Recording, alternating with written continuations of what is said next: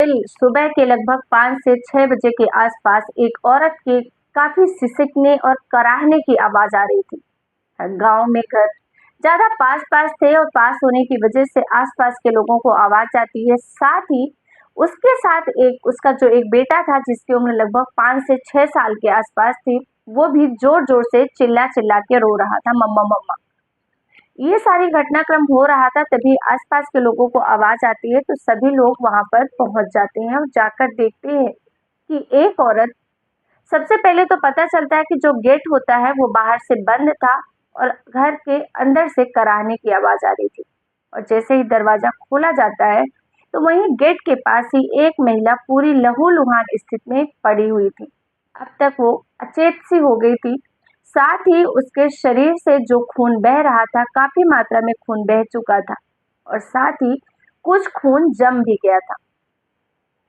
इस बात की सूचना तुरंत ही पुलिस स्टेशन को दी जाती है। जब इस घटनाक्रम का खुलासा होता है कि आखिर इस महिला की हत्या किसने की और क्यों की, तो शायद आप अपने कानों पे भरोसा नहीं कर पाएंगे कि आज की दुनिया में ऐसा भी लोग कर सकते हैं।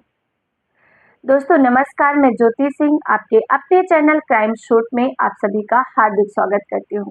आगे बढ़ने से पहले आप मेरा ये वीडियो कहाँ से देख रहे हैं, आपका नाम और शहर का नाम कमेंट में जरूर मेंशन करें।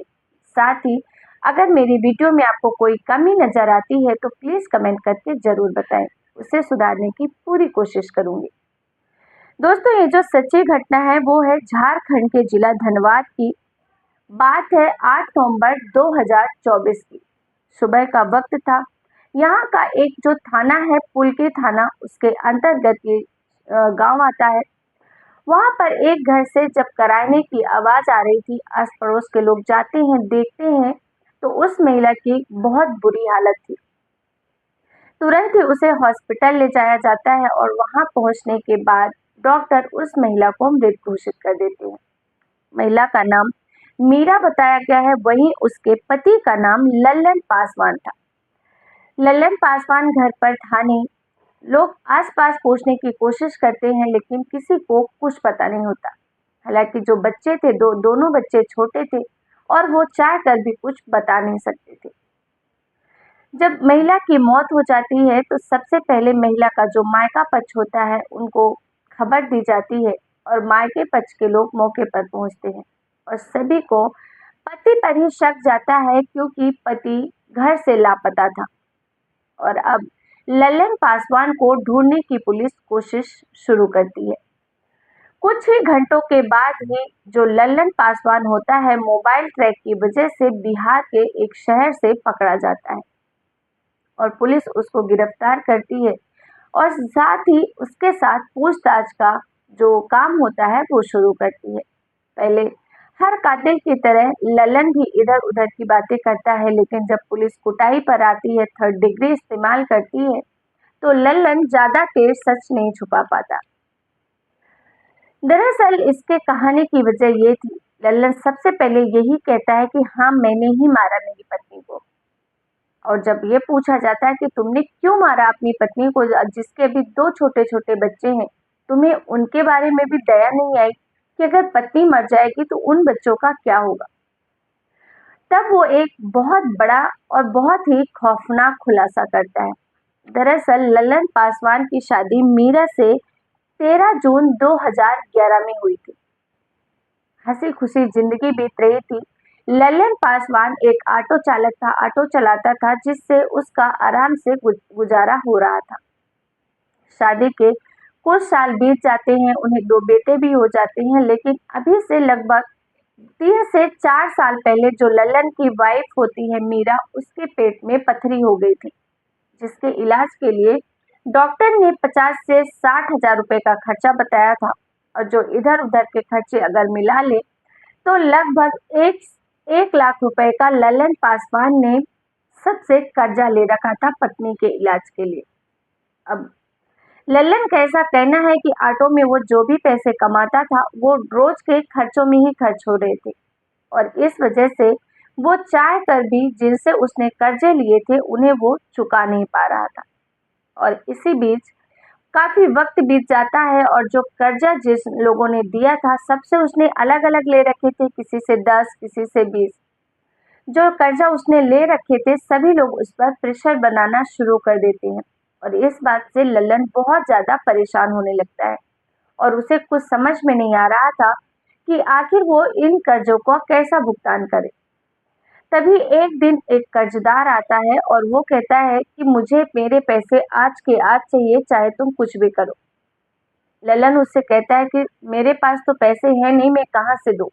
मेरे पास बीवी है, बच्चे हैं और मेरा एक पुराना ऑटो है।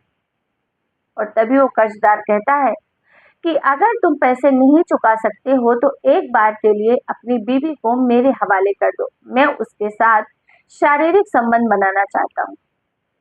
तभी उसके दिमाग में ये आइडिया आता है। ललन कहता है कि क्या तुम अगर मेरी बीवी से संबंध बना लोगे तो मुझसे पैसे नहीं मांगोगे? तो कर्जदार बोलता है कि हाँ, तुम्हारे पैसे मैं माफ कर दूंगा अगर तुम अपनी बीवी मुझे दे देते हो तो। अब ललन पासवान के दिमाग में ये बात घर कर जाती है कि ये सबसे आसान तरीका है पैसे वापस करने का, जिससे मुझे पैसे भी नहीं देना पड़ेंगे और किसी को कभी कुछ पता भी नहीं चलेगा। और इस तरीके से वो अपनी पत्नी के पास आता है और उसे कहता है कि तुम इसके साथ शारीरिक संबंध बनाओ। पत्नी बहुत मना करती है, बहुत लड़ाई झगड़े होते हैं क्योंकि पत्नी इन सब कामों के लिए तैयार नहीं थी। लेकिन लल्ला उसे प्यार से पुचकार के जैसे भी वो मना सकता था वो मना लेता है और कहता है कि तुम बताओ, अगर ये पैसे मांगते रहेंगे तो हम अपने बच्चों को खिलाएंगे क्या और इसके पैसे कैसे देंगे, क्या करेंगे? और जैसे तैसे पत्नी मान जाती है और पत्नी उसके साथ शारीरिक संबंध बनाती है और इसके बाद वो आदमी इसका पैसा माफ कर देता है। अब लल्लन की खुशी का ठिकाना नहीं था क्योंकि जहां एक तरफ लल्लन इस बात से परेशान था कि उसे कर्जदारों के पैसे देने हैं, वहीं अब उसे इस बात का सुकून था कि उसकी पत्नी के द्वारा वह सबके कर्जे लौटा देगा। और अब यही सिलसिला उसने शुरू कर दिया था।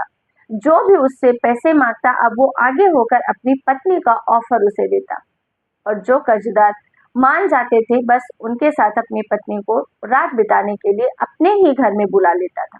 बच्चों को लेकर वो अपने घर में अलग कमरे में जाता और जो भी कर्जा देने वाला था उसके साथ एक कमरे में अपनी पत्नी को भेज देता था।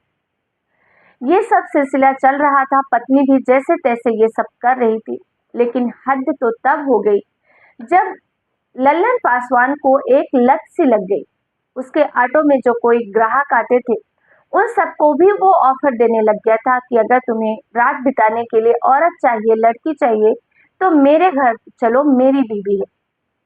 और उससे बाकायदा वो पैसों की बात भी कर लेता था कि इन एक रात के मैं इतने पैसे लूंगा। और जब ये बात पत्नी को पता चलती है, तो पत्नी बहुत ज़्यादा लड़ाई झगड़ा करती है और वो बिल्कुल मना कर देती है कि मैं ये सब काम नहीं करूँगी। मैं सिर्फ़ तुम्हारा कर्ज़ा उतारने के लिए अपने मन को मार कर ये कर रही थी, लेकिन तुमने तो मुझे एक धंधे वाली बना के रख दिया है। और इसी बात से नाराज़ होकर पत्नी अपने मायके अपने दोनों बच्चों को लेके चली गई थी। और 7 नवंबर को ही जो पति लल्लन पासवान था, वो अपने मायके जो अपने ससुराल गया था और वहाँ से अपनी पत्नी से माफ़ी भी माँगी थी अपनी सास के सामने और साथ ही अपनी सास को ये कहकर आया था कि आज के बाद ऐसा कोई काम नहीं करवाऊँगा।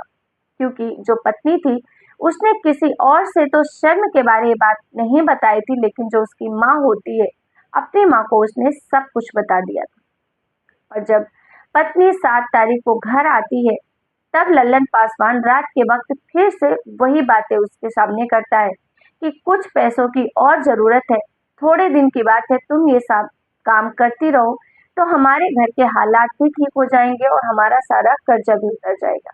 और इस बार पत्नी ये दृढ़ निश्चय करके आई थी कि अब चाहे कुछ भी हो जाए, वो ऐसे घिनौने काम को नहीं करेगी। और इसी बात पर दोनों पति पत्नी में बहुत झगड़ा होता है और गुस्से में आकर लल्लन पासवान अपनी पत्नी को इतना मारता है, जो भी डंडा लाठी उसे घर में मिल रही थी, उससे उसे लहूलुहान कर देता है। हालांकि उसने इतना ही मारा था जिससे वो बचे नहीं, उसकी मौत हो जाए और बाहर से दरवाजा बंद कर दिया था ताकि ये बाहर निकल नहीं पाए और अपना इलाज नहीं करवा पाए, किसी से मदद नहीं मांग पाए। क्योंकि बच्चे छोटे थे, उसे पता था कि बच्चे चाह कर भी कोई मदद नहीं कर सकते और बाहर से दरवाजा बंद करके वो बिहार चला गया था और इस वजह से एक पत्नी की मौत हो जाती है, साथ ही 2 बच्चे यतीम हो जाते हैं। माँ तो मर चुकी है, पिता सलाखों के पीछे पहुंच चुका है और जो उसने जुर्म किया था, स्वाभाविक सी बात है कि उसे आजीवन कारावास तो होना तय ही होगा। लेकिन दोस्तों, एक पुरुष अपनी पत्नी के साथ ऐसा कैसे कर सकता है? कहा यही जाता है कि पत्नी घर की इज्जत होती है, पति की इज्जत होती है और एक पति खुद अपने हाथों से अपनी पत्नी की इज्जत को तार-तार कर रहा था और इसी क्रम में एक पूरा भरा परिवार बर्बाद हो जाता है।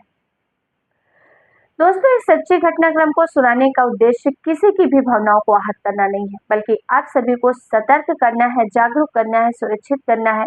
हालात एक जैसे किसी के नहीं रहते, लेकिन बुरे हालातों में अगर वो अपनी इंसानियत खो दे, अपनी इज्जत खो दे, वो इंसान इंसान कहलाने के लायक नहीं। फिर मिलेंगे एक नई सच्ची क्राइम घटना के साथ, तब तक के लिए आप सभी का बहुत बहुत धन्यवाद। जय हिंद, जय भारत।